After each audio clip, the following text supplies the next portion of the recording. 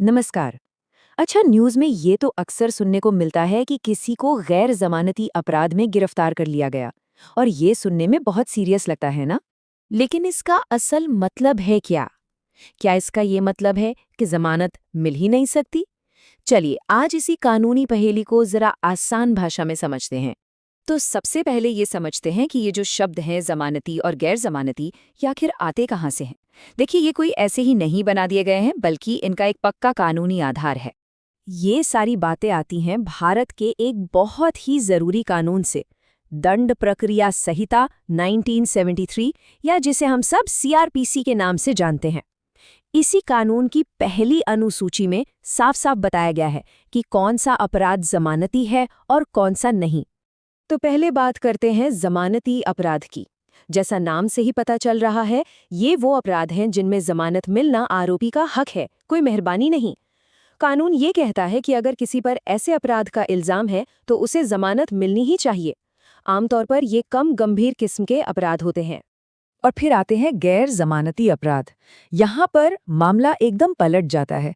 इन cases में जमानत मिलना कोई हक नहीं है, बल्कि ये पूरी तरह से कोर्ट के विवेक पर, यानी जज साहब के फैसले पर निर्भर करता है। और ये वो अपराध है जिन्हें कानून कहीं ज्यादा गंभीर मानता है। और बस यही है इन दोनों के बीच का सबसे बड़ा, सबसे जरूरी फर्क, अधिकार बनाम विवेक। एक तरफ एक कानूनी हक है और दूसरी तरफ अदालत की समझबूझ पर लिया गया एक फैसला। चलिए इसको थोड़ा और गहराई से समझते हैं। अगर इस पूरी बातचीत से सिर्फ एक बात याद रखनी हो तो वो ये है, जमानती का मतलब है जमानत एक अधिकार है, और गैर जमानती का मतलब है कि जमानत अदालत के विवेक पर है। बस यही है पूरा खेल। चलिए इसे टेबल से समझते हैं। जमानत के अधिकार में तो फर्क है ही। एक और मजेदार बात यह है कि जमानती मामलों में पुलिस स्टेशन से भी जमानत मिल सकती है, लेकिन गैर जमानती मामलों में, जो कि गंभीर होते हैं, ये पावर सिर्फ और सिर्फ अदालत के पास होती है। और ये सब कुछ अपराध की गंभीरता पर ही टिका है। तो अब असली सवाल पर आते हैं। जब हम ये कहते हैं कि जमानत देना अदालत के विवेक पर है, तो इसका क्या मतलब है? जज साहब ये फैसला यूं ही हवा में तो नहीं ले लेते हैं ना।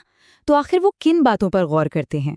जी हाँ, बिल्कुल सही। अदालत का विवेक मनमाना नहीं होता।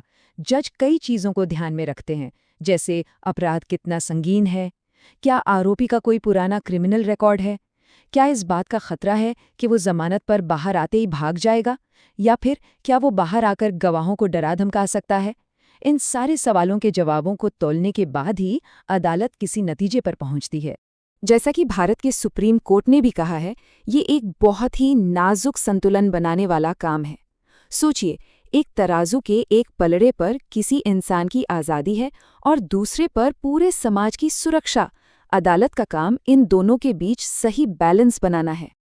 अच्छा, अब जब बेसिक बातें क्लियर हो गई हैं, तो चलिए कुछ आम गलतफहमियों को भी दूर कर ही लेते हैं, क्योंकि इन शब्दों को लेकर अक्सर लोगों के मन में कई तरह के भ्रम होते हैं। सबसे बड़ी गलतफहमी तो यही है, लोगों को लगता है कि गैर जमानती का मतलब है जमानत मिलना नामुमकिन है, कि मतलब दरवाज़ा बिल्कुल बंद है। पर क्या सच में ऐसा है? बिल्कुल भी नहीं।